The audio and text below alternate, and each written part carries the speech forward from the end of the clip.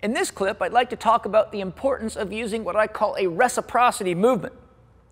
Whenever you're doing exercises like pushing or pulling, people tend to not use the opposite arm, and people have a tendency to be much more interested in or attracted to bilateral pushes and bilateral pulls. The problem with a bilateral push and a bilateral pull is that it results in a canceling out of the forces of either arm at the spine, which results in no movement of the spine. The human spine needs to be moved. It needs to be pumped. All synovial joints need to be moved and pumped because it lubricates the joint and brings fluid into the joint and slows the degenerative process. As I'm sure you all know from working with clients, it's very, very common for people to have what's called a rigid kyphosis. So the chest drops down, the head comes forward, and the thoracic spine locks up.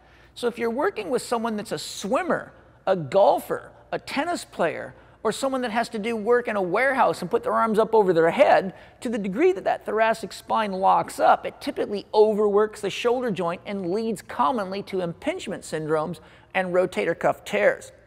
So I teach all my clients, all my athletes to use reciprocity movements whenever possible.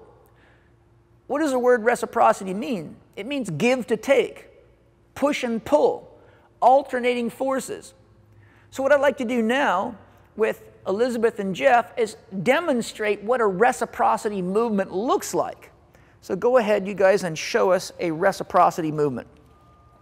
So as you can see, she's pushing and pulling.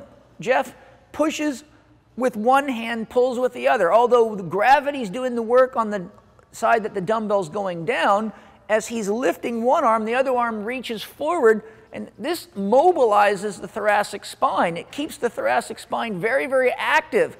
Now if the two of you could just switch, you'll just pause. I'd like you to go ahead and put your back to the camera and just do a typical two-arm row. Now you'll watch here in the middle back, there's no rotation at all. If he had forward head posture and rounded an increased kyphosis, you wouldn't see him extending much here at all.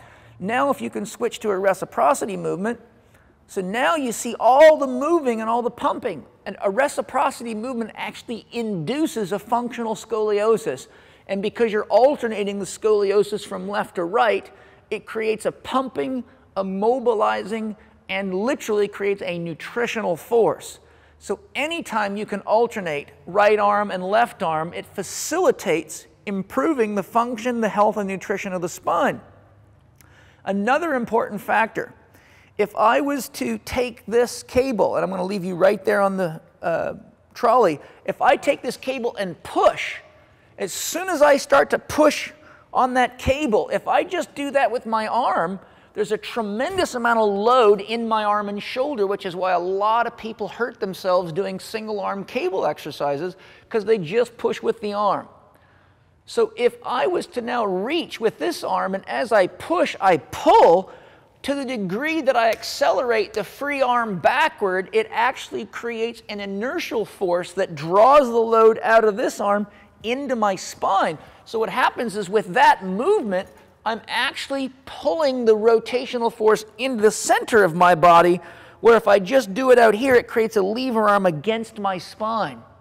So to protect the shoulder joint with pushing and pulling movements, anytime you bring a reciprocity movement inward, it takes the lever arm, shortens it, and brings the axis of rotation toward the spine, which once again serves to pump and nourish the spine.